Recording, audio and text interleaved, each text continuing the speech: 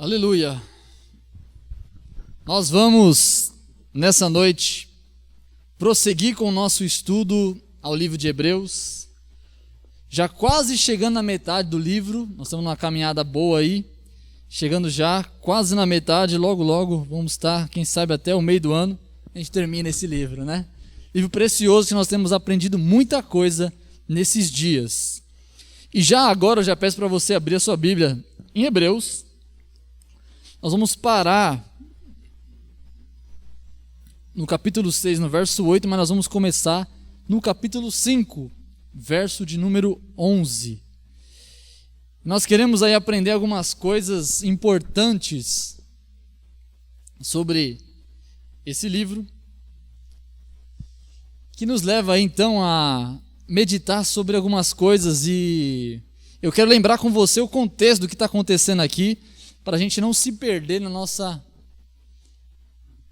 estudo aqui. Bem, o autor de Hebreus, ele acabou de explicar para os irmãos hebreus o que era o beabá da fé cristã. O que era o beabá da fé cristã? Que Cristo, ele era o apóstolo enviado de Deus, que era Deus representado aqui na terra pela pessoa de Jesus. Ele é a imagem do Deus invisível aqui na terra, e ele também mostra que Cristo como homem, ele era o representante dos homens diante de Deus como sumo sacerdote. E de que Cristo ele era maior do que os anjos, Cristo era maior do que Moisés, Cristo era maior do que Arão, Cristo era maior do que Adão, Cristo era maior do que Josué, Cristo era maior do que a lei antiga. Então ele mostrou que Cristo é a supremacia de todas as coisas. Cristo é o Deus vivo, que é a majestade e é o dono da nossa confissão, que nós devemos confessar. Só que ele está lembrando tudo isso, e ele está olhando para um povo que já sabia dessas coisas.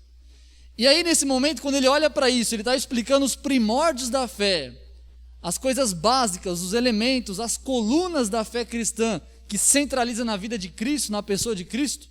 Ele vem e pensa o seguinte, ele fica olhando para os hebreus, ele fala o seguinte: visto quanto vocês são maduros, no sentido de idade, ele fica impressionado com tanto tempo de cristianismo, com tanto tempo na fé, com tanto tempo ouvindo essas coisas, não a primeira vez, mas várias vezes.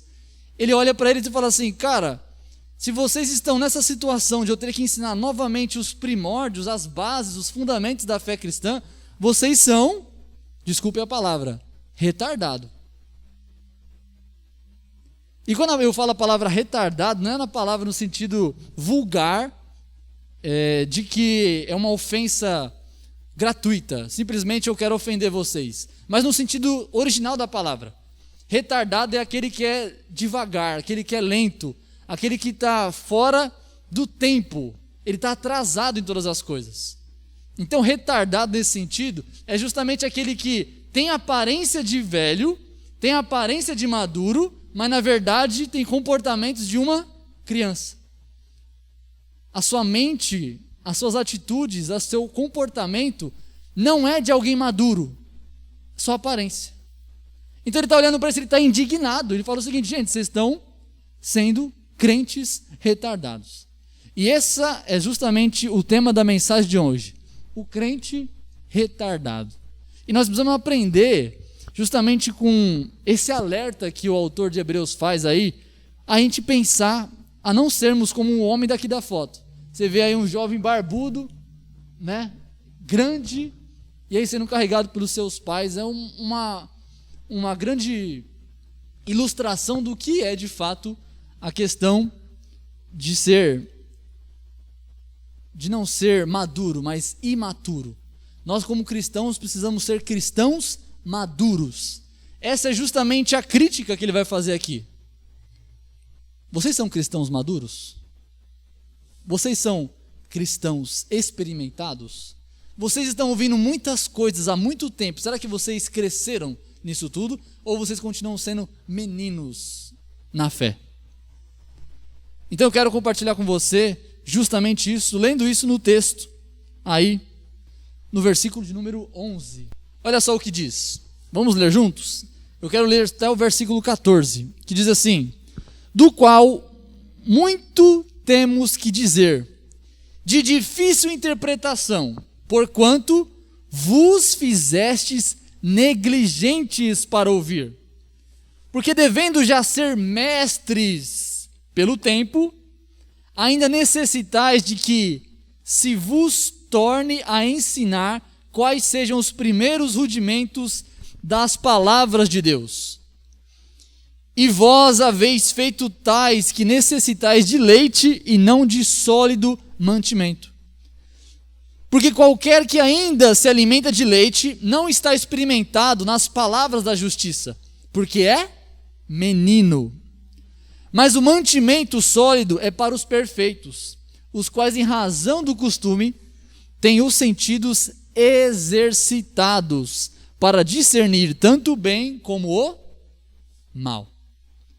Olha que texto impressionante. É um soco no estômago. É uma chamada a crescer. É uma chamada a amadurecer. É uma chamada a sair da mesmice e ir para o confronto das mudanças. Vocês, por causa do tempo, o tanto de tempo que vocês têm de evangelho, era para vocês serem mestres. Olha o que ele está dizendo. Vocês deviam já estar ensinando outras pessoas, mas vocês estão tão meninos na fé que precisa que outras pessoas expliquem para vocês outra vez o quê? O evangelho. Vocês estão de brincadeira comigo, ele está dizendo. Vocês estão parecendo crianças. E aí ele fala assim que existem dois motivos pelos quais o crente permanece como um bebê chorão, igual aqui na foto. Permanece uma criança. Ele vai usar duas palavras aqui para ensinar a eles o que eles deveriam fazer para sair dessa criancice e ir para a maturidade.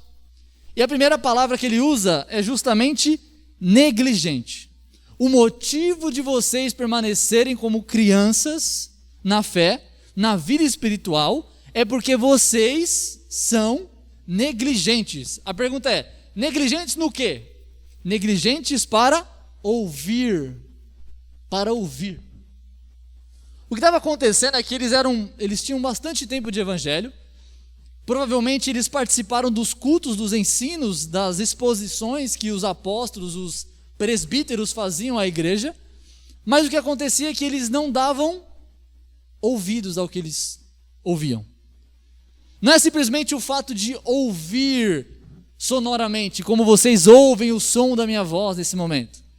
Mas é simplesmente você dar ouvidos. É você remoer por dentro.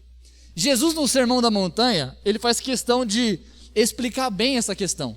Ele fala assim, ó, vocês que ouviram tudo isso que eu vos disse, aquele que ouve estas minhas palavras e as coloca em prática, será comparado a alguém que exerceu a sua casa sobre a rocha.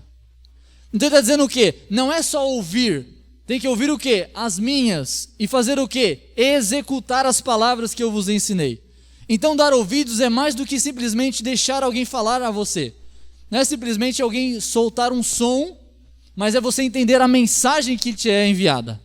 E eles não estavam fazendo isso. Eles estavam fazendo pouco caso, eles estavam sendo negligentes, não estavam dando a mínima para o que estava sendo dito. E por eles negligenciarem essa mensagem, estava fazendo com que eles ficassem retardados no seu crescimento. Estavam ficando para trás. Estavam ficando atrasados na vida cristã. Estavam muito tempo na vida cristã, mas com pouco crescimento, ou praticamente nada. E aí o problema aqui que está acontecendo é que eles não só não entendiam ainda as bases do evangelho, como eles queriam, como judeus, eles queriam colocar as suas bases misturadas com o evangelho de Cristo. Ou seja, queria fazer uma mesclagem, sabe? Fazer um café com leite. Um pouco de café e um pouco de leite. No vez de pegar alguma coisa sólida, mais pronta. A primeira coisa que eles precisavam fazer era entender que o evangelho de Cristo, ele é supremo a todas essas coisas. Eles precisam superar essa ideia de fundamentos do judaísmo. E é justamente isso que ele vai falar daqui a pouco. Mas a primeira coisa é que eles eram negligentes. Eu quero pegar um pouquinho essa ideia aqui. O que é negligente? Não quer ouvir. Não quer dar vazão.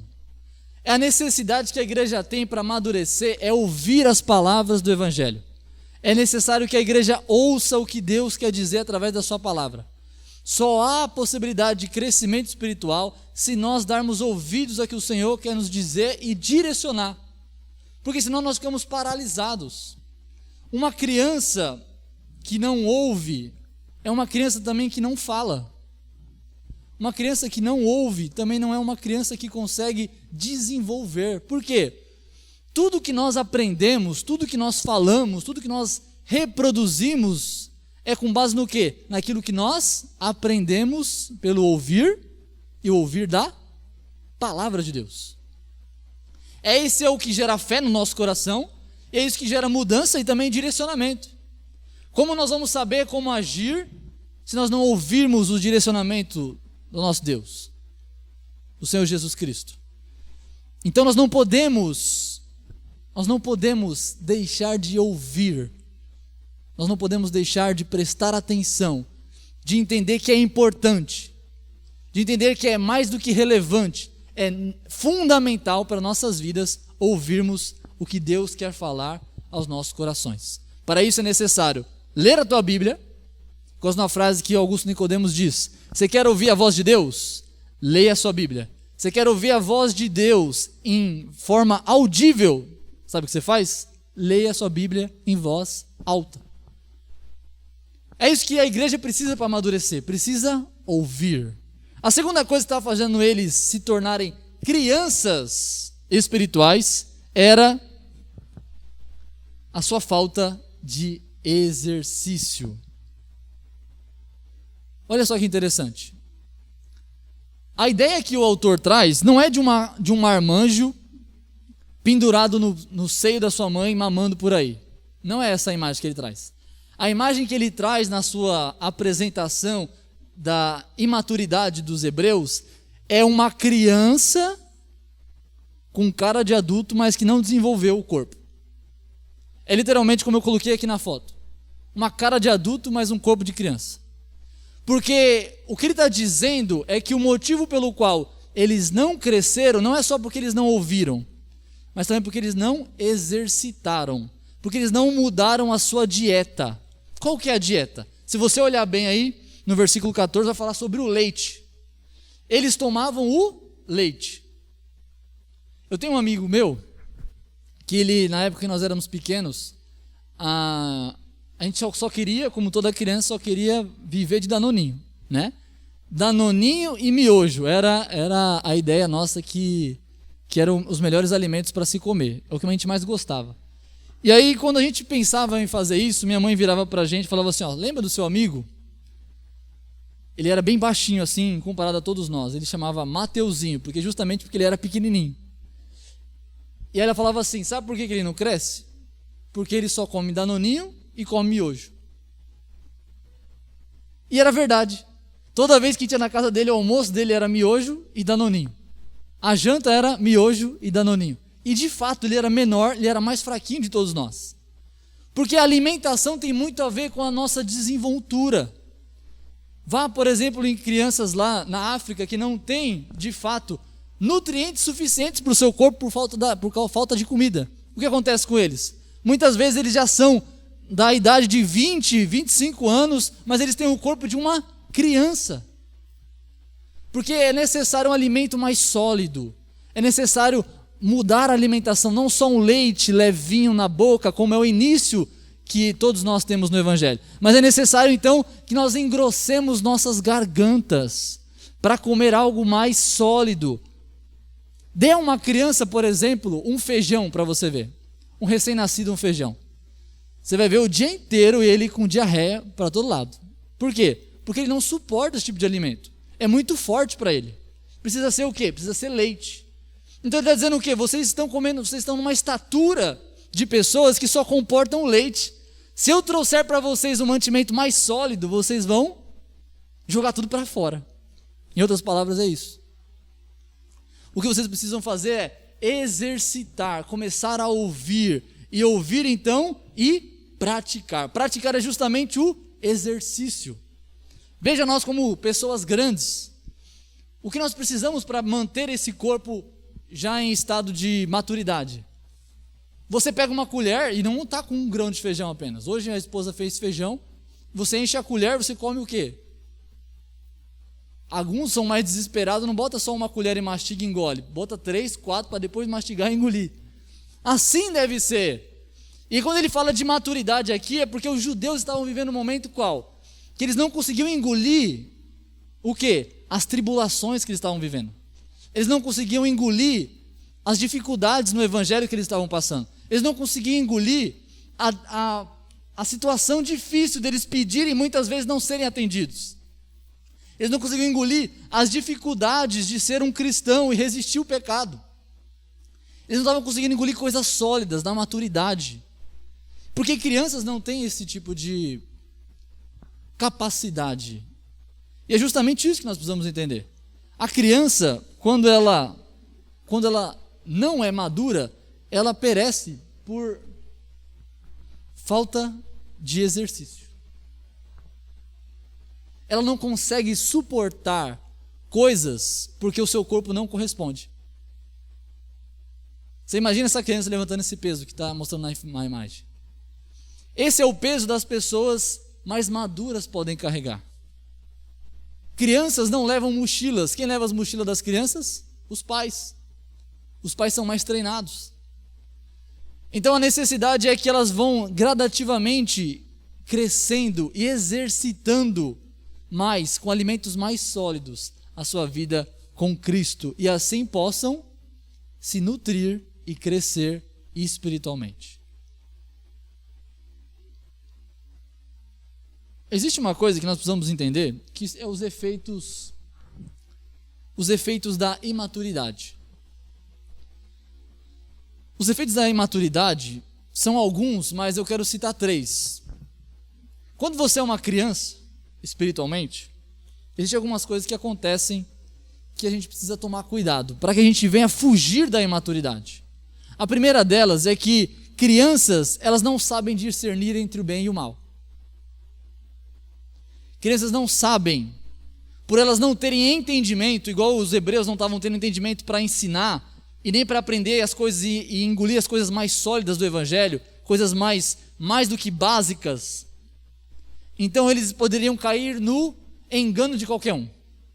Se alguém chegar para eles e começar a ensinar algumas coisas em nome de Deus, o que eles fariam? Pela sua ignorância sobre a verdade de Deus, eles fariam o quê? Acreditariam. Imagine se eu e você não estivermos preparados no evangelho de Deus para responder a razão da nossa fé. Quando chegar alguém e bater na nossa porta e oferecer qualquer outro tipo de evangelho e dizer que foi em nome de Deus, o que nós vamos fazer? Abraçá-lo como se fosse verdade. Porque nós não conhecemos a verdade quando somos imaturos. A criança facilmente é enganada através de um doce. Ela é uma presa fácil. Por quê? Porque ela é de fácil engano, porque ela não tem conhecimento. A segunda coisa que a criança não tem é força. Você vê a foto aqui, por exemplo, dessas crianças brincando, na verdade, trabalhando aí com uma marreta. Criança não tem força. Quando nós estamos despreparados, nós não temos exercitado a nossa vida com Deus, nós nos tornamos fracos. Fracos no quê? Fracos no sentido de não conseguir resistir os trabalhos duros que vão de vir sobre nós. Como eu já disse, alguns aqui citando fraqueza, no sentido de não suportar as aflições da vida. Quando Deus não responder a sua oração, quando algum ente querido seu morrer, quando você estiver doente, quando a perseguição vier até você, quando as coisas não vierem da forma como você deseja, quando os seus sonhos não forem realizados, quando as coisas ruins chegarem e te cercarem de tal modo, e você vai ser como Jó, que era experimentado, ou como a mulher de Jó, que mandou amaldiçoa teu Deus e morre. Eis aí uma boa ilustração do que é um crente maduro, que é forte, como Jó, que fala, nu eu vim a esse mundo, nu eu voltarei, entende quem é o Senhor, mesmo no meio das dificuldades. E o outro, que é a mulher de Jó, que não é experimentada nos trabalhos, e bastou a aflição vir, e ela foi ali tomada por essa aflição e morreu sufocada na sua fraqueza. Então, crianças não sabem suportar as situações difíceis, não têm estrutura nem maturidade para lidar com problemas de gente grande. E veja, todo cristão começa uma criança, é verdade, e o leite materno é necessário. Ele não está dizendo que não é necessário, mas o problema é quando passa-se muito tempo e a pessoa não cresce. E a terceira coisa aqui, que crianças não têm, que a imaturidade não nos dá, é frutificação, fertilidade. Crianças não são férteis. Elas não geram vida. Crianças, elas não conseguem ensinar nada, só aprender. Crianças não têm nada a passar adiante. Crianças não têm nada a distribuir e edificar a outros. Ele está dizendo, vocês já deviam ser mestres, deviam estar ensinando outros irmãos, deviam estar fazendo discípulos. Mas a pergunta é, por que vocês não estão fazendo? A resposta é simples, porque são crianças, não sabem nem o beabá direito do evangelho. Precisam, primeiro, não negligenciar a voz de Deus no estudo da palavra de Deus. Segundo, se exercitar numa vida crescente de maturidade no exercício das palavras ouvidas por Deus. Nós ouvimos, seja fiel no pouco, sobre o muito te colocarei. Então é sobre isso que está falando. Você ouviu essa mensagem, agora põe em prática, exercite ela. Isso vai fazer com que nós nos tornemos maduros ao decorrer do tempo. Esse foi o que ele ensinou do verso 1 ao verso 14. Agora nós vamos para o capítulo 6. O capítulo 6, ele nos mostra, no começo do capítulo 6, o texto que nós vamos ler do verso 1 ao verso 3. Acompanhe comigo.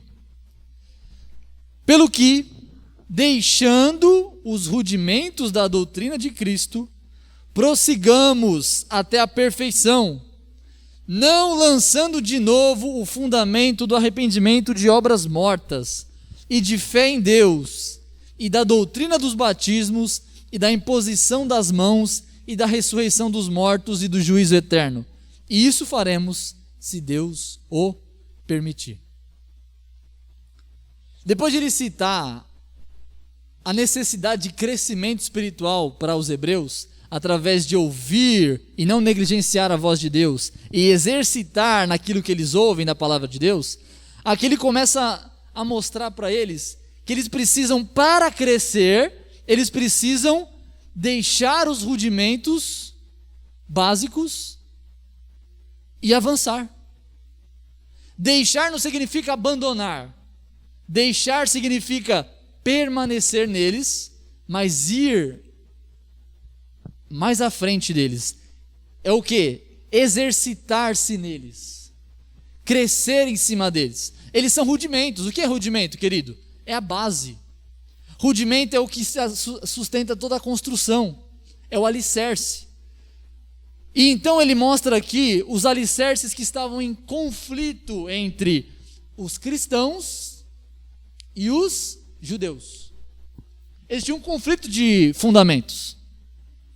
Os judeus que estavam querendo abandonar a fé cristã, que já deveriam ser mestres, mas ainda eram meninos, era porque eles estavam confundindo ainda os rudimentos da fé. Porque, como você sabe, o cristianismo ele nasceu dentro do judaísmo. Significando o quê? Que existem princípios semelhantes nos dois. Como eu coloquei aqui nessa imagem, existe uma integração. Existe ali esse compartilhamento de ideias. Porém, elas não são as mesmas. E ele aqui cita 3 pares de doutrinas que os judeus queriam intercalar com a mensagem cristã. É mais ou menos assim, ó. A mensagem cristã está aqui, é o todo, é a verdade de Deus. Eles queriam somar a ela os rudimentos do judaísmo, para somar e fazer uma religião que eles pudessem, então, viver e acreditar nelas. Ele está dizendo, não pode fazer isso, você tem que permanecer nessa base. Não mude as estruturas, cresça com elas, e não tente interligá-las, aquilo que é o velho rudimento e aquilo que é o novo. Eu quero passar com vocês aqui justamente essas diferenças que eles queriam colocar um com o outro. A primeira coisa delas é o arrependimento e as obras mortas. O arrependimento e a fé. É o primeiro item que ele cita. Deixemos para trás o quê? Os rudimentos, para trás não, deixamos à parte os rudimentos de Cristo, a saber, o arrependimento e a fé. É o primeiro. A diferença é que os judeus acreditavam que a salvação, ela era por meio de arrependimento e só. Simplesmente a minha mudança de atitude fazia com que eu me tornasse o quê? Um salvo. A salvação para eles era pelas obras, pelo que eu faço, pela minha obediência. Agora as obras de Cristo, as obras dos cristãos, a salvação é por meio da graça de Deus. A graça de Deus por meio de Jesus Cristo. Então isso não é a mesma coisa. É verdade que o cristão ele acredita que o arrependimento é necessário, mas o arrependimento não é um fim em si mesmo. Não basta eu me arrepender apenas, basta que eu me arrependa e creia em Cristo e receba a sua graça.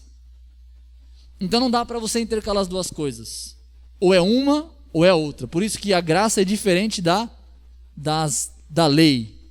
A segunda coisa, o segundo par de dualidade aí que não daria para conceber no cristianismo com o judaísmo, era a questão dos batismo e da imposição de mãos.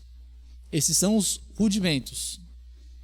Essa já é uma obra externa, não é mais interna, não é mais o arrependimento, o qual eu sou justificado por meio da fé em Jesus Cristo e pela graça, mas é também através de eu confessar isso publicamente, que é o ato do batismo.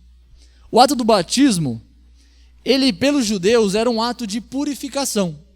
O que é um ato de purificação? É mais ou menos o seguinte: eu vou e antes de entrar ao templo, eu vou e me lavo. Me lavo nos tanques. Aqui eu estou mostrando para vocês um tanque onde os judeus faziam essa purificação. Era basicamente tomar um banho mesmo. Eles entravam, tiravam as suas vestes, tomavam um banho, voltavam. Esse era o ritual de purificação. Esse era o batismo que eles tinham. Na fé cristã, o batismo já não é desse jeito. Ambos têm água, mas ambos têm ideias diferentes também. O batismo no cristianismo é só uma vez. Por quê? Porque ele demonstra o quê? Ele demonstra que Cristo, de uma vez por todas, morreu e ressuscitou. E nós, com ele, morremos e ressuscitamos. Não vivo mais eu, mas Cristo vive em mim. Então o batismo do cristão é uma vez só. O batismo do judeu era várias vezes. Ele tinha que se purificar sempre. Agora o cristão não. Cristo me purificou uma vez por todas, acabou. Ele é o sumo sacerdote que entrou uma vez lá, me levou até lá, até Cristo, e eu fui purificado completamente. Então o batismo do judeu, diferente do batismo do cristão. E então mais uma coisa também diferente é a imposição das mãos. Pela tradição, os judeus impunham as mãos como um ato de passar uma bênção para alguém. Essa é a ideia, por exemplo, que a gente vê nessa imagem aqui, quando Jacó abençoou os seus 12 filhos. Ele impôs a mão sobre eles e ordenou a bênção. Era uma forma dos judeus passarem a bênção, era um símbolo disso. Agora, o cristão, para que servia a imposição de mãos? No Novo Testamento, a imposição de mãos era para enviar alguém como missionário, como consagrar um presbítero ao ministério. Era diferente. Então a doutrina de imposição de mãos e a doutrina dos batismos para os judeus e batismo para o crente eram diferentes. Não poderiam ter essa conexão. Não poderia pegar o melhor dos dois, fazer um café com leite. Não dava. Cada um tem o seu princípio e é diferente e não é compatível. E a último par dessas coisas é a doutrina da ressurreição e do juízo final. Essas já são uma doutrina não mais externa como o batismo e imposição de mãos, mas agora é escatológica, o que vai acontecer no futuro. Aqui está na sua frente, em cima, está os saduceus. Os saduceus eram um povo da mais alta patente e da mais alta nobresia no meio dos judeus. Eles eram endinheirados. E eles não criam, por exemplo, na ressurreição dos mortos, não criam na imortalidade da alma, e não criam em anjos e demônios. Eles eram céticos a respeito disso. E é possível que entre os hebreus aqui existisse algum grupo que conheceu o evangelho e era dessa seita dos saduceus. Então ele está dizendo basicamente para eles que eles queriam trazer dessa doutrina dos saduceus para dentro do cristianismo, assim como os batismos e assim como o arrependimento e a fé. Então ele está dizendo o quê? A ressurreição era uma doutrina verdadeira e genuína. Não dá para conceber a ideia de ressurreição como um princípio. Ela é um fato consumado. E a ideia do juízo final para os judeus era a ideia de como? Era a ideia de que você no juízo final ia ser avaliado pelas suas obras e pelas suas obras você poderia ser aprovado ou reprovado. Para os cristãos, não. O juízo final é mediante a graça de Deus. Se você for um cristão, você recebe a graça da salvação e você não tem condenação. Agora, se você for ímpio e você não tem a Cristo, então você vai ser julgado pelas suas obras e condenado, porque não existe esperança nas obras, diferente do que os judeus acreditavam. Os judeus acreditavam que existia esperança no arrependimento, então poderia ter esperança pelas obras no juízo final. Então, não tem como você ter essa ligação dos princípios, misturar o que o judaísmo acreditava e que o cristianismo ajuntava e fazer o melhor de dois. Não dava. Então ele está falando, vamos deixar essas coisas, não mexam nas estruturas do evangelho, não mexam nos rudimentos do evangelho, permaneçam nele como bons cristãos, entendam que eles são superiores ao judaísmo antigo, eles são mais elevados, eles são mais perfeitos, e vamos crescer, vamos avançar em cima dessas bases para cima, vamos construir em cima dessas bases e alicerçar e amadurecer na fé.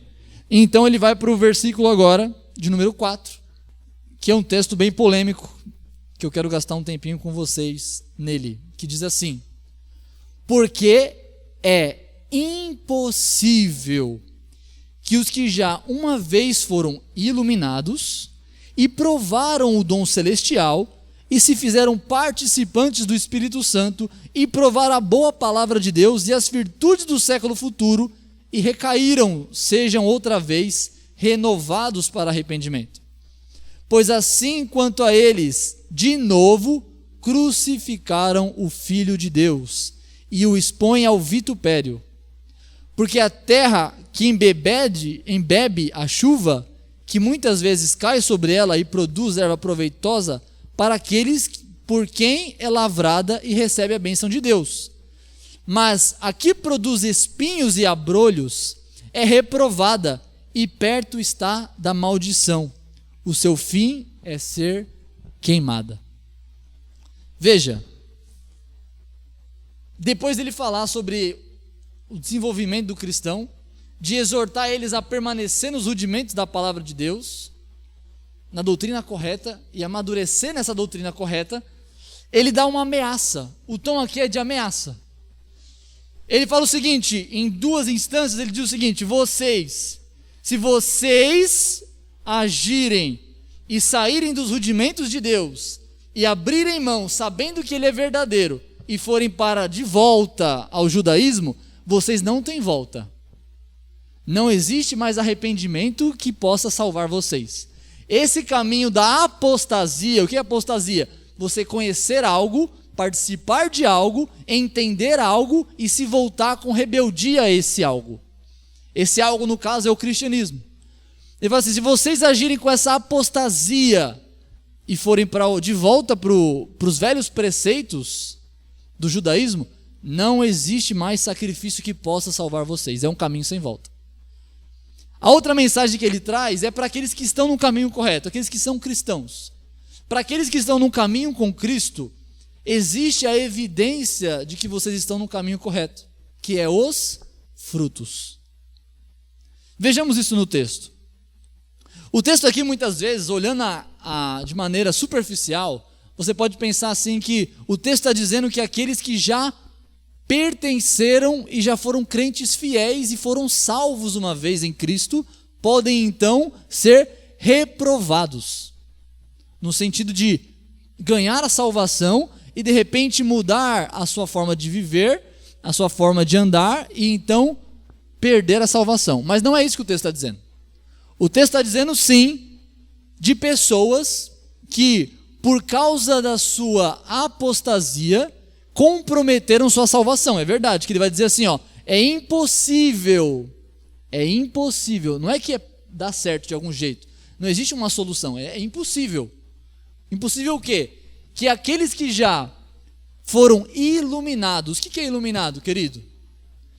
Você imagina que você está no escuro, de repente você não conhece nada do ambiente, está num lugar escuro. Quando acende a luz, você consegue compreender a dimensão do lugar que você está, você consegue entender os limites e as coisas que estão ao seu redor, você consegue compreender. Essa é a ideia de iluminação.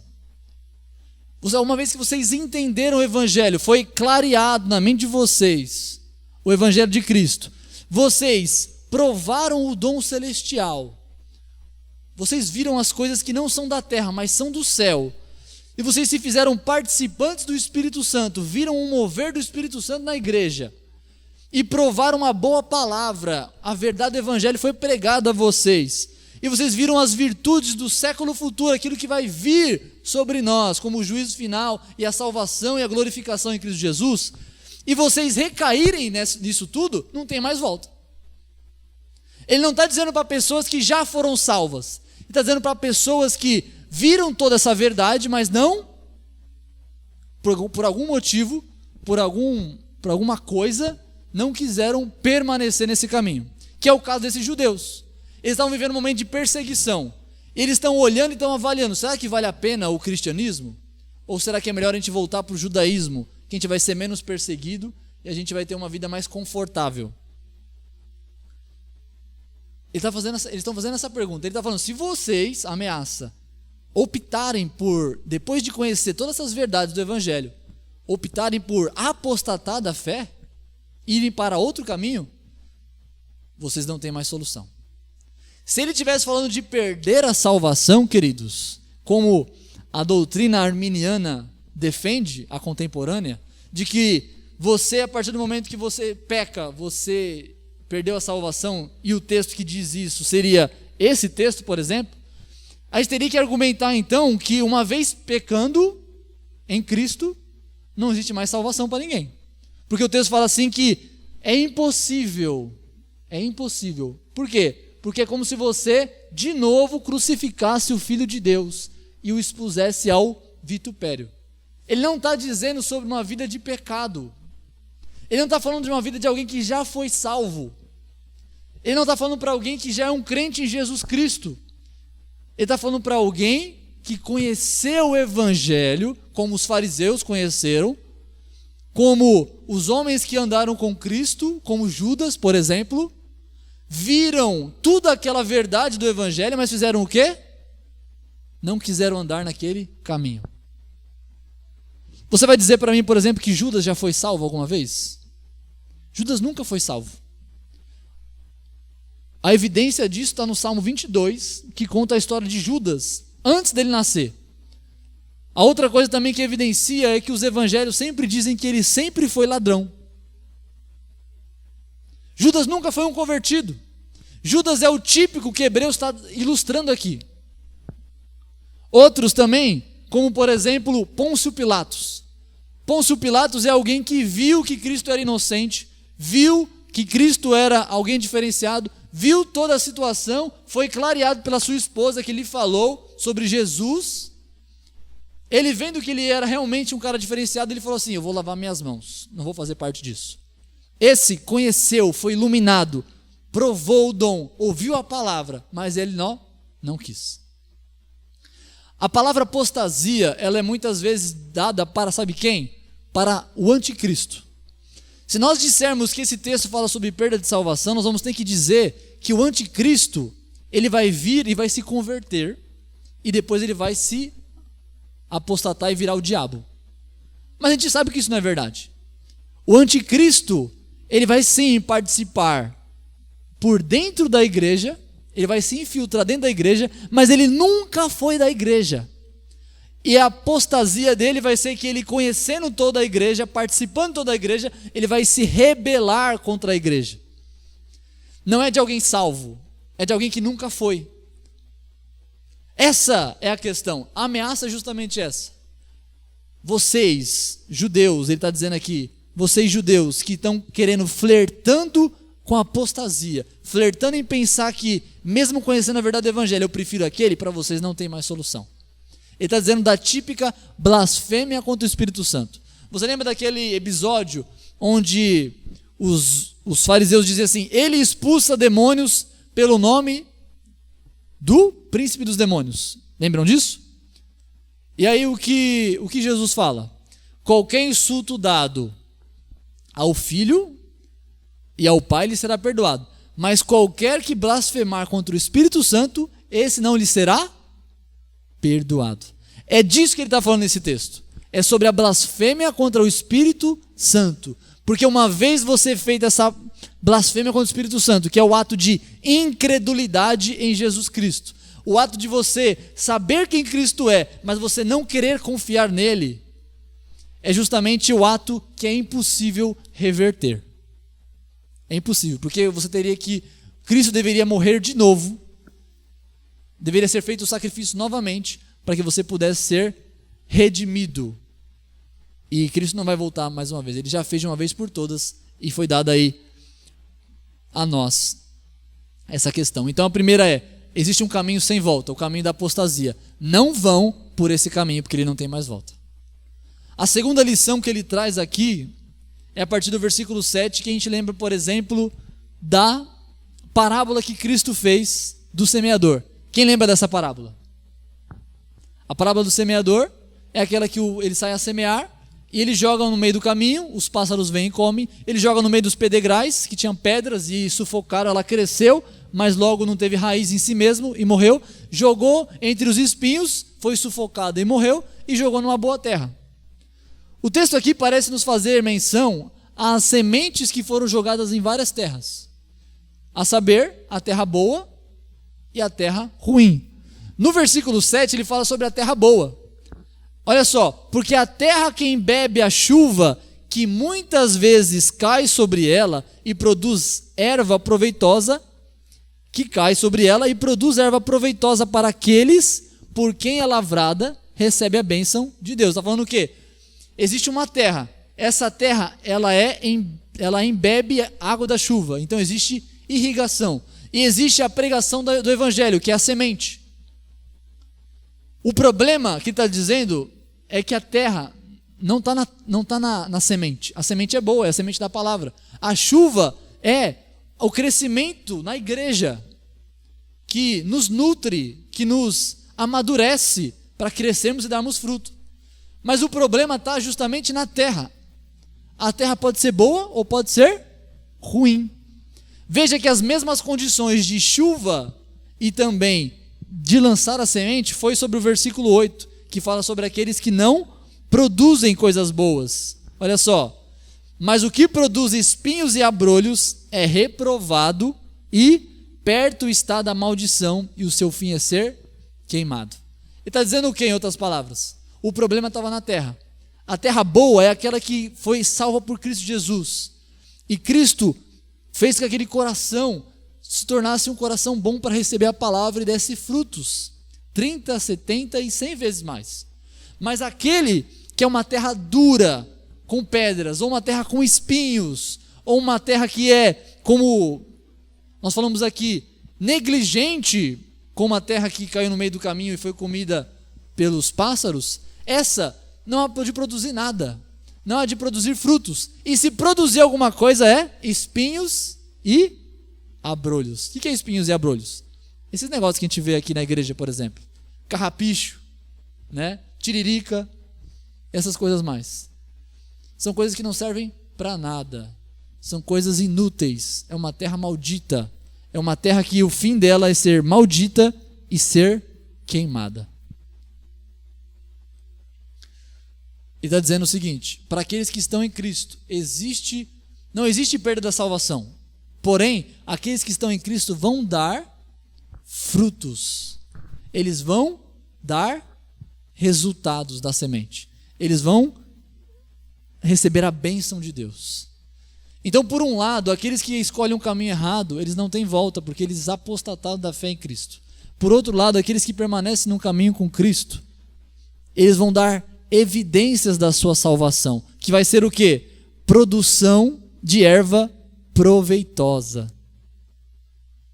Então não existe essa desculpa, por exemplo, de pegar, já que eu não perco a salvação, uma vez salvo para sempre, então eu vou viver uma vida do meu jeito, a vida de pecado, uma vida de libertinagem. Não existe isso.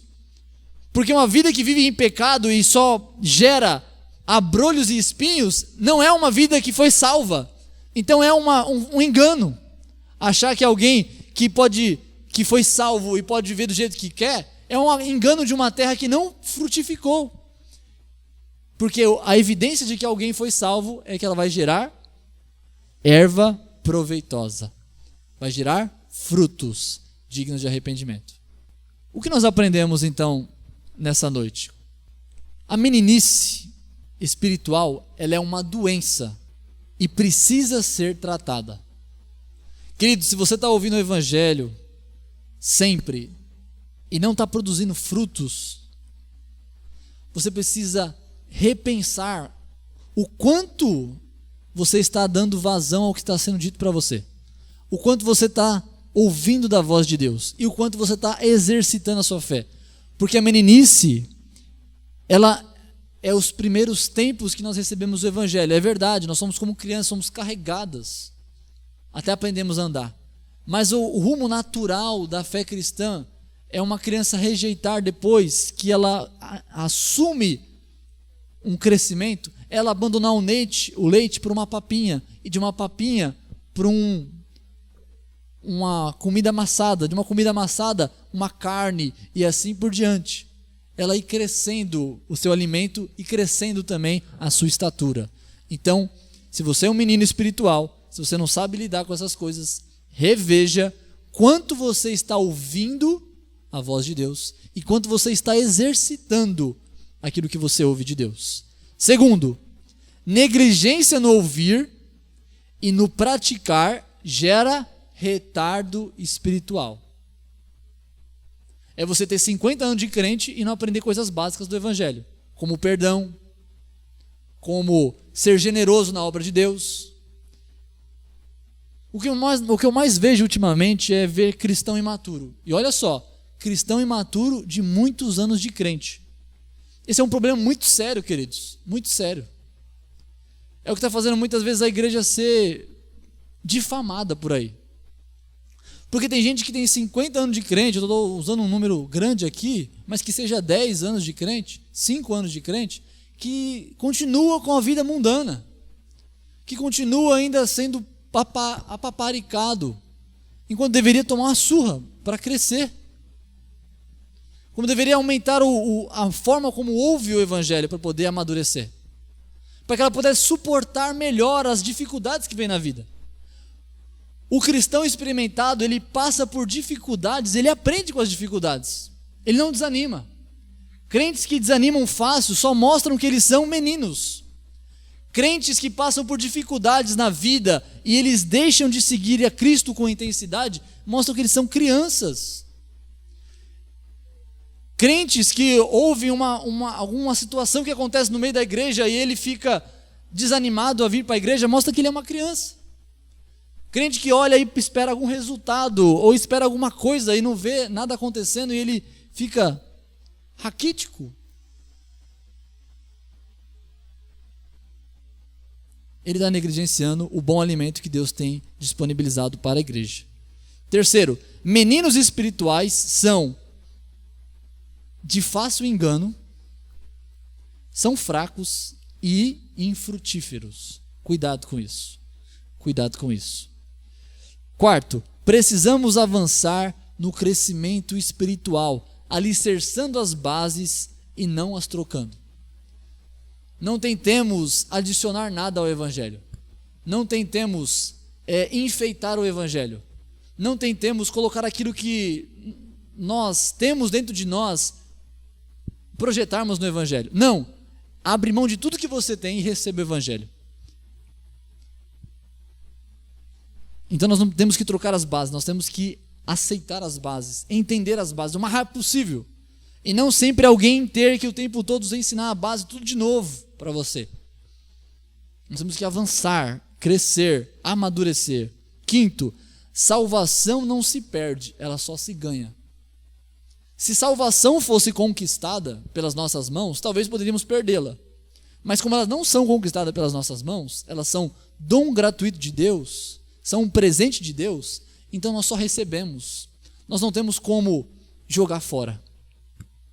Entende? Porque foi Deus que nos deu e também é Ele que nos sustenta.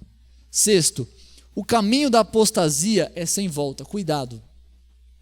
Cuidado nessa ideia de está sendo muito difícil, eu vou desviar, eu vou trocar de religião, eu vou para um outro lugar, eu vou fazer dessa forma, eu vou fazer dessa outra maneira. Não faça isso. Não faça isso, porque é um caminho sem volta. Conhecer o Evangelho e depois optar por outros caminhos sem ser Cristo é sem volta. Porque a incredulidade não tem perdão. Veja só, não estou dizendo aqui que uma pessoa que entrou na fé, ouviu a palavra do Evangelho, foi para uma outra religião e depois quer voltar, significa que ela não tem mais chance. Não é isso que eu estou dizendo, para ficar bem claro. Estou dizendo que ao momento da incredulidade, aquele momento quando você conhece o Evangelho, mas você opta por não crer nele, enquanto você não crê no Evangelho, você não tem salvação. Não existe salvação fora de crer em Cristo. Não existe. Portanto, o blasfêmia contra o Espírito Santo é a incredulidade, é escolher outro caminho sem ser Cristo. Então esse não tem perdão. Você pode ter vindo à igreja, participar da igreja, mas ele fala assim: afastai de mim, que eu jamais vos conheci, para o fogo eterno, onde haverá choro e ranger de dentes. Outra coisa, a vida do salvo é dar frutos e amadurecer. Quanto de frutificação você tem dado? Quanto você amadureceu desde que conheceu a fé cristã? Você tem sabido lidar melhor com os problemas da vida? Você tem olhado o mundo de uma outra maneira? Você tem sido, diante das pessoas que falham com você, você tem sido mais generoso e amigável? Você tem olhado para os irmãos da igreja e tem algo para oferecer para eles? Você tem algo para ensinar para eles? São perguntas para saber se você está amadurecendo ou não. Porque quem amadurece, ele cresce para poder ensinar outros e também para poder ser ensinado e melhorar na sua vida em todos os sentidos. O fim dos incrédulos é a reprovação eterna. Outro, Jesus nos chama a avançar na graça e no conhecimento. Ouvir e viver. Ouvir e viver. Esse é o lema do cristão. Eu ouço, eu aprendo, eu executo. Eu ouço, eu aprendo, eu executo. Para quê? Para que eu não seja enganado, para que eu possa amadurecer, para que eu possa dar frutos. Essa é a vida do cristão. Portanto, vir à igreja é fundamental contra o retardo espiritual. Por isso que é tão importante vir à igreja. Pessoas que não vêm à igreja são aquelas que permanecem na mesmice, permanecem na criancice, permanecem no retardo espiritual. Não desenvolvem uma fé genuína, consistente, não desenvolvem um relacionamento verdadeiro com Deus. Por quê? Porque eles não dão ouvidos ao que o Senhor quer dizer. Eles não exercitam uma vida de comunidade, de exortação mútua. Não vivem aquilo de andar de mãos dadas e caminharmos na direção de Cristo. Então eles são o quê? Eles são como aqueles que, não exercitando, atrofiam-se os músculos e não funciona mais. Por isso é tão necessário o ouvir e o exercitar. Quando atrofia, não tem mais jeito. Você perde a prática. Agora, aqueles que são trabalhados, experimentados nos seus sentidos, eles se tornam espertos, se tornam prudentes, se tornam pessoas que captam logo a situação e conseguem responder a ela de maneira vivencial e também de ensinamento.